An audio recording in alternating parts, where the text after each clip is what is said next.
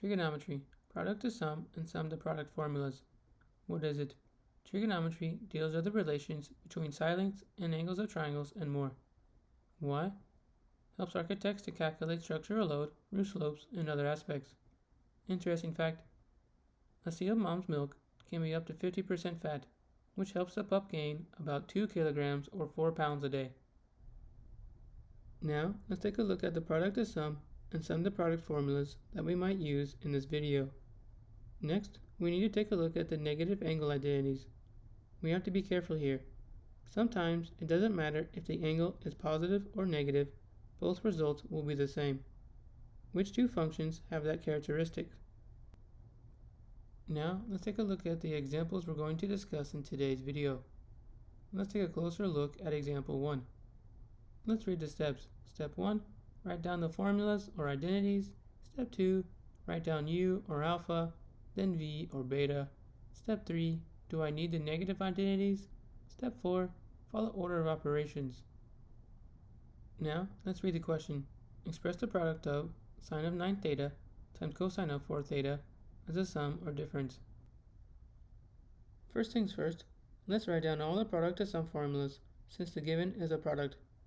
Now, let's write down sine of 9 theta times cosine of 4 theta.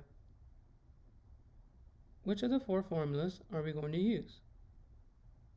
The first one, which is sine u times cosine v is equal to half times the quantity of sine of u plus v plus sine of u minus v.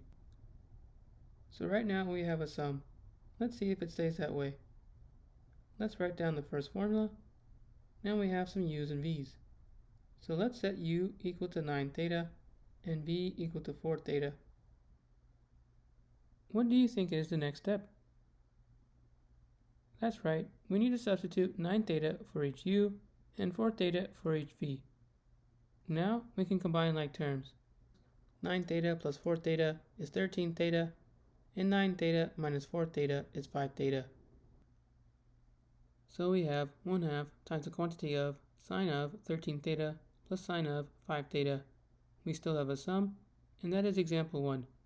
Let's move on to example 2. Now, let's read the question. Express the product of sine of 3 theta times sine of 6 theta as a sum or difference. First things first, let's write down all the product to sum formulas since the given is a product. Now, let's write down sine of 3 theta times sine of 6 theta. Which of the four formulas are we going to use? The fourth one, which is sine u times sine v is equal to half times the quantity of cosine of u minus v minus cosine of u plus v. So right now we have a difference. Let's see if it stays that way. Let's write down the fourth formula. Now we have some u's and v's. So let's set u equal to 3 theta and v equal to 6 theta. What do you think is the next step? That's right, we need to substitute 3 theta for each u and 6 theta for each v. Now we can combine like terms, and 3 theta minus 6 theta is negative 3 theta, and 3 theta plus 6 theta is 9 theta. Whoa, we have a negative in one of the parentheses, so we must use one of the negative angle identities to simplify. Do you remember if cosine of negative alpha is equal to cosine of alpha or negative cosine of alpha?